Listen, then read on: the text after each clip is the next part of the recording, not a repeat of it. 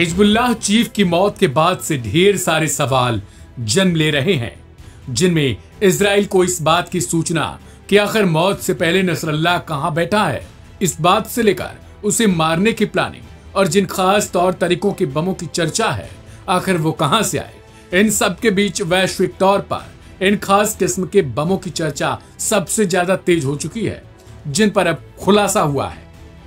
देखा जाए तो बीते 7 दिन में इजराइल ने हिजबुल्लाह के 7 टॉप अधिकारियों का खात्मा कर दिया है और अब भी लेबनान में हिजबुल्लाह के ठिकानों पर लगातार हमले कर रहा है।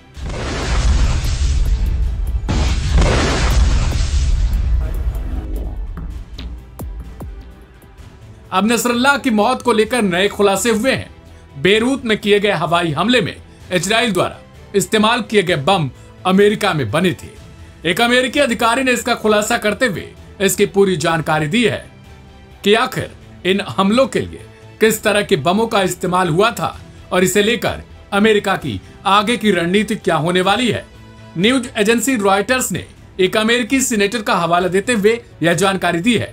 Senate armed services Ireland sub committee के अध्यक्ष मार्क केली के मुताबिक इजराइल ने अपने हमले में 900 किलो के मार्क 84 श्रृंखला के बम का इस्तेमाल किया था, जिन्हें बंकर बस्टर के नाम से भी जाना जाता है।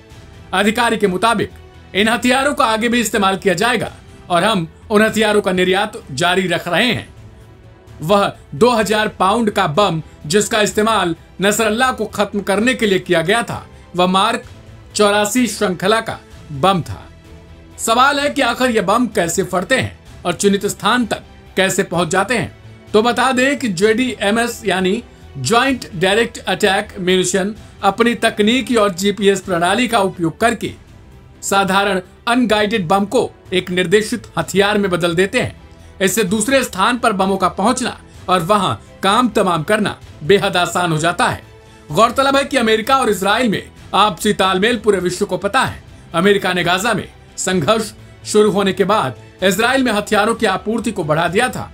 हालांकि व्हाइट हाउस के मुताबिक इजराइल ने उन्हें बेरूत में नसरल्लाह को मारने वाले हवाई हमले के बारे में पहले से कोई भी जानकारी नहीं दे रखी थी और अमेरिकी राष्ट्रपति जो बाइडेन को इस बारे में तभी पता चला जब इस हमले को पूरी तरीके से तैयार कर लिया गया था।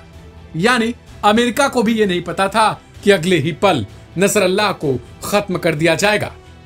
ऐसे में अब ये सवाल खड़ा हो जाता है कि आखिर किस तरीके से अमेरिका ने भी नसरल्लाह को मारने में इजराइल की अहम भूमिका निभाई है, क्योंकि अमेरिका लगातार कई मंचों से यह कहता आया है कि इजराइल अपनी सुरक्षा के लिए कुछ भी कर सकता है।